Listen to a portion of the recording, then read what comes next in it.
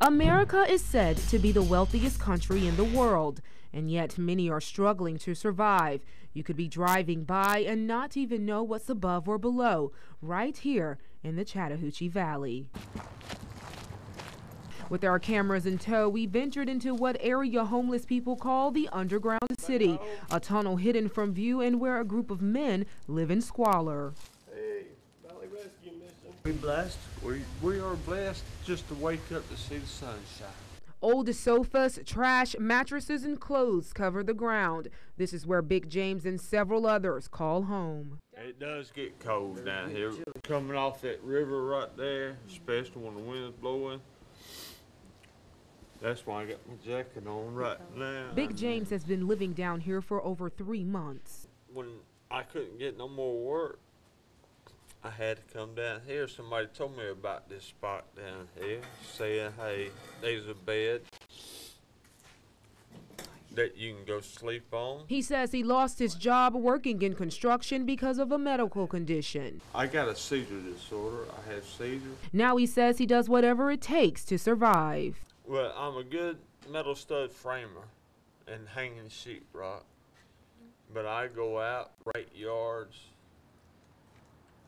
clean up, whatever you may have to do, I would do it for you. Big James is only one of hundreds of people living on the streets of Columbus and Phenix City.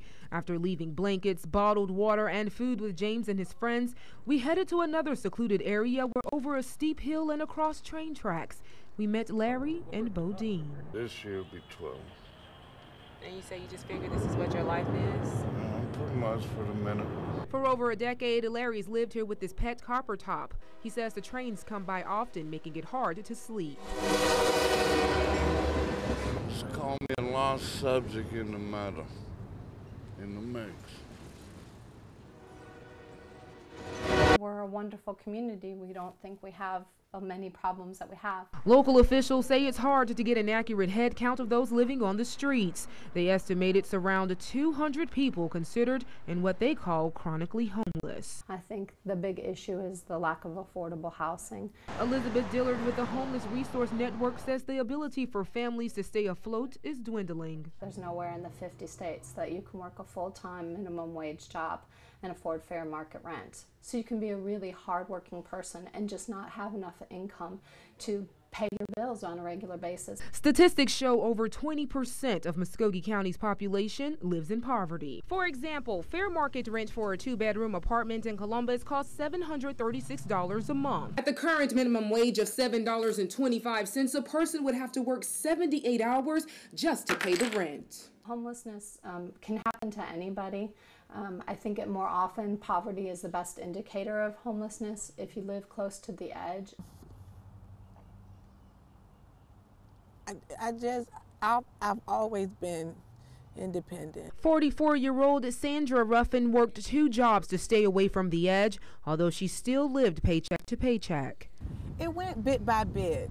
You know, first, I lost my job, then I lost my apartment, and it just spiraled downhill. The mother of 3 moved to Columbus from Virginia 6 years ago. For the past 5 months, along with her oldest daughter and grandchildren, she's lived at the all-women's shelter Damascus Way. She says she didn't have the support system she needed. With the people back home, I did ask for help, but they wasn't there for me.